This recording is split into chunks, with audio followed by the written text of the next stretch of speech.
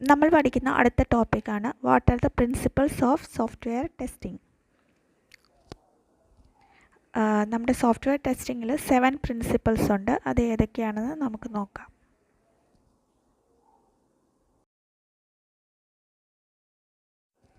നമ്മൾ പറഞ്ഞ പോലെ സോഫ്റ്റ്വെയർ ടെസ്റ്റിങ്ങിൽ 7 പ്രിൻസിപ്പിൾസ് ഉണ്ട്. അത് ഏതൊക്കെയാണെന്ന് നമുക്ക് നോക്കാം. ഫസ്റ്റ് വണ്ണാണ് testing shows the presence of defects.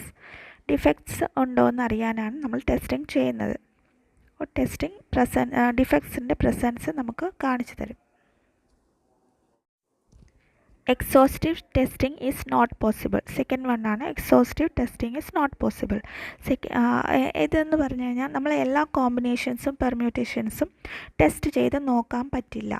അപ്പോൾ നമ്മൾ അതിൽ നിന്ന് കുറച്ച് വാല്യൂസ് മാത്രം എടുത്തായിരിക്കും ടെസ്റ്റ് ചെയ്ത് നോക്കുന്നത്. അപ്പം ആ വാല്യൂസ് ബാക്കിയെല്ലാം ടെസ്റ്റ് ചെയ്യുന്നത് പോലെ തന്നെ ഈ വാല്യൂസ് ഓക്കെയാണ്, ഈ വാല്യൂസ് സാറ്റിസ്ഫൈ ചെയ്യുന്നുണ്ട് കണ്ടീഷൻ എങ്കിൽ ബാക്കി വാല്യൂസും സാറ്റിസ്ഫൈ ചെയ്യുന്നുണ്ട് എന്ന് നമ്മൾ അസ്യൂം ചെയ്യുന്നു.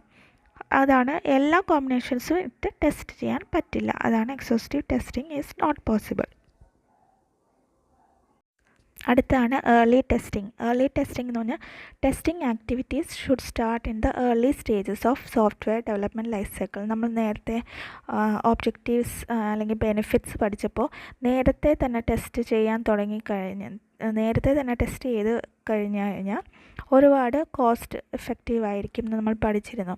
അപ്പം നമ്മൾ ഒരുപാട് മണി സേവ് ചെയ്യാൻ പറ്റും. നമ്മളെന്ന് പറഞ്ഞാൽ കമ്പനി ഒരുപാട് മണി സേവ് ചെയ്യാൻ പറ്റും നേരത്തെ തന്നെ ടെസ്റ്റിംഗ് ആക്ടിവിറ്റീസ് സ്റ്റാർട്ട് ചെയ്ത് കഴിഞ്ഞാൽ. അപ്പോൾ ഒരുപാട് ബഗ്സ് വരാതിരിക്കാൻ നമുക്ക് നോക്കാൻ പറ്റും. അടുത്ത പ്രിൻസിപ്പിളാണ് ഡിഫക്റ്റ് ക്ലസ്റ്ററിങ് അല്ലെങ്കിൽ പരേറ്റോ പ്രിൻസിപ്പിൾ എന്ന് പറയും. അതായത് 80% of defects will be found in 20% of the modules. 80% ഡിഫക്ട്സും 20% of the, അതായത് അതിൻ്റെ ഒരു പാർട്ടിലായിരിക്കും അല്ലെങ്കിൽ ആപ്ലിക്കേഷൻ്റെ ഒരു ചെറിയൊരു പാർട്ടിലായിരിക്കും ഏറ്റവും കൂടുതലും ബഗ്സ് ഉണ്ടായിരിക്കുക. അപ്പം അത് ആണ് പരേറ്റോ പ്രിൻസിപ്പിൾ എന്നും അതറിയപ്പെടും. അടുത്ത പ്രിൻസിപ്പിളാണ് pesticide paradox. Executing the same set of test cases again and again will not be able to find the new bugs in the software or the application. അതായത് നമ്മൾ ടെസ്റ്റ് കേസസ് സ്ഥിരമായി ഒരേ test cases use ചെയ്തുകൊണ്ടിരുന്നാൽ നമുക്ക് പുതിയ Bugs ഒന്നും find out ചെയ്യാൻ പറ്റില്ല. പഴയ ബഗ്സ് നമ്മൾ വീണ്ടും ഇതേ ടെസ്റ്റ് കേസ് യൂസ് ചെയ്യുമ്പോൾ അതേ ബഗ്സ് തന്നെയാണ് വീണ്ടും കിട്ടുക. അപ്പോൾ ഇടയ്ക്കിടയ്ക്ക് ടെസ്റ്റ് കേസസ് റിവ്യൂ ചെയ്തുകൊണ്ടേ ഇരിക്കുക. അതാണ് പെസ്റ്റിസൈഡ് പാരഡോക്സ് എന്ന് പറയുന്നത്.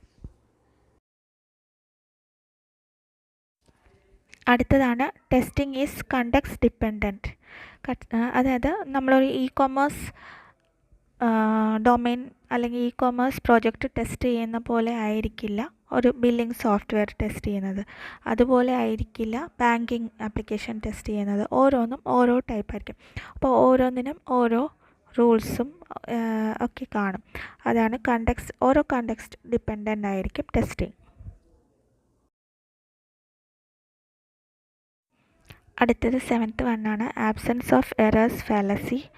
അതായത് നമ്മൾ ഒരു 100% ബഗ് ഫ്രീ എന്ന് പറയാൻ പറ്റില്ല, ഒരു 99% ബഗ് ഫ്രീ സോഫ്റ്റ്വെയർ നമ്മൾ കസ്റ്റമറിന് കൊടുത്താലും കസ്റ്റമറിൻ്റെ റിക്വയർമെൻറ്റ് അനുസരിച്ചുള്ള കാര്യങ്ങൾ അതിനകത്തില്ലെങ്കിൽ കസ്റ്റമറിനത് യൂസ് ചെയ്യാൻ പറ്റില്ല. അപ്പം still it will not be usable for the customer. അപ്പം നമ്മൾ കസ്റ്റമർ റിക്വയർമെൻറ്റ് മെയിനായിട്ടും ഫോക്കസ് ചെയ്യണം. കസ്റ്റമറിന് എന്താണോ ആവശ്യം അതാണ് നമ്മൾ കൊടുക്കേണ്ടത്. അപ്പോൾ അതാണ് ആബ്സെൻസ് ഓഫ് എറേഴ്സ് ഫാലസി എന്ന് പറയുന്നത്. Thank you. എല്ലാവർക്കും വീഡിയോ ഇഷ്ടപ്പെട്ടെങ്കിൽ like, share and subscribe. Thank you.